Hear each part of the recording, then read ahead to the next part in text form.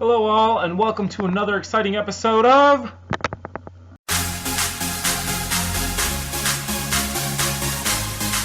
Hello, and hi again. My name is Colin, if you don't know already. So, I have two things I need to talk about today. Number one is the Super Smash Bros. Presentation earlier today. I watched a video on it of the live stream of EW Network, I think his name is. I'll leave a link in the description. You can watch the video. It's hilarious. He's live streaming for about 5 hours beforehand, from like 11 until when it announced. He's just doing everything else. I was working, so I couldn't watch it, but Mikey was watching it. He thought it was hilarious, and I saw some stuff before, like 10 minutes before the Nintendo announcement started. I was watching him, and he was pretty funny. Anyways, besides that, they launched the announcement, Nintendo did, and it was crazy. They announced some cool new features that they had, and the announcement of the Smash Ballot. So first of all, they announced a new character that was going to be joining the battle, and that is Corrin. And Corrin is from Fire Emblem's Fates, which is a game that has been released in Japan but has not been released in the United States yet. It will be releasing soon for the 3DS. And Fire Emblems is a game for the 3DS. It had multiple games within the 3DS, and also just the Nintendo DS. That is where Roy comes from, and some of the other characters that are Marth, some other characters that they all come from the Fire Emblem universe. And now there is Corrin. And my take on Corrin is I'm not really excited for this character. I think this is only just a marketing ploy for Nintendo to be like, hey, look at this awesome character that we made in Super Smash Bros. And now go buy Fire Emblem Fate. Because, I mean, I don't know, maybe they're worried that people won't buy the game or something like that. I really don't understand. That may be the reason, may not be the reason, but Corrin was not an pick for me. I mean, this isn't the winner of the Smash Ballot, but it's just an extra character that they threw in there. Along with Corrin, they announced the Fighter Ballot, and they said this person was #1 in the European Fighter Ballot in Europe, but it was top 5 in the United States, and it was #1 overall worldwide, and that is Bayonetta. So Bayonetta is a character from her own self-titled game, Bayonetta, and she has, it's kind of an older game. It's a Nintendo series for sure. I know that, and it's kind of like an older game, and she has pistols, and she has one pistol in each hand and then a pistol on each boot.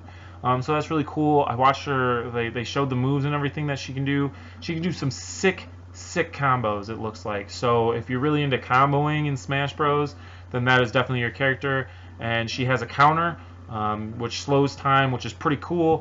And they also changed it up so she's not like OP, where they had it, if a character has like 0% or really low percent, they really don't get stopped for a long time. And if you continually do it, then it also shortens the time that they're like time slowed.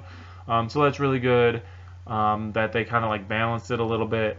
And then I guess you're just going to have to learn how to shield a lot with her, because she can, the combos, like I said, look it up and watch the combos, is pretty sick. The video is a little long, but I assure you it's really worth it to watch everything else. Besides that, they're launching Cloud today in a couple of hours, so they're getting their servers ready, because I know probably a ton of people are going to try and download Cloud. People can't wait. I don't have a Wii U, but I'm excited. I don't have the Smash Bros. For the 3DS either, but oh well. Second topic that I want to talk about is Pokemon again. I know we talked about Pokemon before. We are going to talk about Pokemon again, just because Mikey, Jake, and I are going to be doing a challenge. So there's a whole bunch of Pokemon challenges out there. There is the Nuzlocke challenge. I think I've pretty much talked about it before, where you enter an area, and the first Pokemon that you encounter in the area, you have to catch it, and that is your Pokemon. And if that Pokemon faints in battle, it's dead and you can no longer use it. So that's kind of like interesting, challenging, where you have to, it's luck of whatever Pokemon you run into first. And if you don't catch it, you miss a Pokemon for that route or area or whatever. And then I believe, and then there's a whole bunch of different variations that you can do to make it more challenging, less challenging, things like that. Like there's instances that you can't heal in battle. You can only heal at a Pokemon Center. Things like that. If your Pokemon's poisoned, you can't use an antidote or anything. There's a whole bunch of different variations. And the challenge that we are planning on doing is next. We already did a challenge. We did a challenge of we could only use Pokemon from the first gen in the newest series, so X and Y. We could only use Gen 1 Pokemon, which is challenging, I thought. But then there's a lot of Pokemon that people don't use, and that was the stipulation. We had to use Gen 1 Pokemon that not a lot of people used, so that were very underrated, or just people were like, I'm not going to use it. So my team that I have is Golbat, Magneton, Marowak, Muck. But anyway, those are like those Pokemon generally not a lot of people use. So now we're doing this new challenge. We're doing the Gym Leader Challenge, which is you can only use one type of Pokemon. And I'm really stuck between two types of Pokemon. I am stuck between either Water Pokemon or Dragon Pokemon. So Water has always been my favorite type of Pokemon. I don't know why. I just love Water Pokemon. And there's so many Water Pokemon out there, which is awesome. And with the X and Y, there's two gyms that would possibly be troubling for me, and that would be the Grass Gym and the Electric Gym. And I thought about it, and there's actually Pokemon that can counter those. So for the Electric Gym, there's a Quagsire. You can get a Quagsire, which is water, ground, and electric moves don't affect ground. So there you go. So that's a perfect water type Pokemon for that gym. And then for the Grass Gym, all you need is a water flying. So there's a Wingull or a Pelipper. That'll work, perfectly. I'm sure if I could look it up, there's more. But there are so many different types of water, like dual type waters, which is awesome, which is great. So I can deal with, so there's water, but then there's also this other type that can deal with so many other things. Secondly, we're going to do Dragon. I'm thinking about Dragon just because Dragon is just super powerful. I even feel that in this newest generation, even though they added Fairy type Pokemon, I still feel like Dragon is super overpowered. And Dragon also has a lot of dual types as well. I believe there is Dragon Ground with Garchomp. Let's see, Dragonite, I believe, is Dragon Flying. There's, I believe, a Dragon Dark. There's just Dragon. So again, there's a whole bunch of Dragon types out there. I don't know, I like Dragon. I think they're super powerful. In addition to only using one type, we are also going to go into debates later tonight.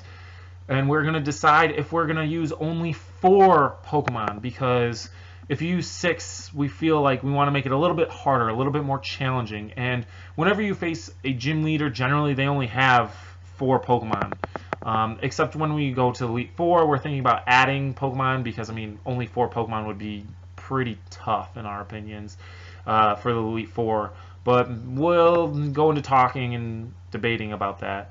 But I think the 4 Pokemon rule is pretty good. But I think we should also be allowed to like switch out Pokemon at least. That would be really helpful. So you can only have 4 Pokemon in your party at a time. But then, like, let's say I am, want to change a Pokemon, then I should be able to switch that one Pokemon out for another water type Pokemon or whatever it is that I'm doing. Another possibility, another stipulation that we could do is turning off the XP share. In the newest gen, X and Y, XP share can either be turned on or turned off, and the way that works is when you have it on, all your Pokemon in your party, whether they were in the battle or not, receive experience. Versus when it's off, the only Pokemon that earn experience is if they were in the battle physically, if they're physically in the battle. So that is definitely something that we could talk about too as well, about turning XP experience off, so then our Pokemon, we really actually have to grind our Pokemon. We can't just, because the way it is now, I really don't have to go through. I can just put one Pokemon like super effective at a like move and learn, get a lot of XP, and then it bounces off to all the other ones, so I don't have to individually train Pokemon, which is, it's nice for like trying to get through the game. It definitely paces the game a lot more, and you can go through it a lot quicker, which is nice. But it also is nice that it gives you the option there, you can turn it off. I think we should definitely look into turning it off, so then it can, you know, pace the game a little bit more, and you know, it's slower, so we're actually like grinding through it and not just going through it. Because that's I love the game X and Y. It's definitely longer, the story is longer and everything like that. But they also made it super, like, it's like a medium length game, because it has a long story, but your Pokemon can definitely level up really quick. Versus if you have a long story and then your Pokemon level up slowly and you have to do them individually, then you have an even longer game. So my question for Jake and Mikey is, what did you think about the final Smash update? Did you agree with everything that Nintendo did, or do you disagree? Do you think there would have been better characters? Do you think that Corrin was a good idea? Do you believe that Bayonetta should have won it? Because, I mean, granted, Bayonetta won the European fighting ballot, but what about the U.S. ballot? We don't know who was #1 in the U.S. ballot. So don't forget to like our video, leave any comments below, and don't forget to subscribe. That would be great. And share us, please. Get the word out. We have 16 subscribers. That is awesome. I just want to get more. So I hope you guys have a great afternoon / night, evening, and I'll see you Friday.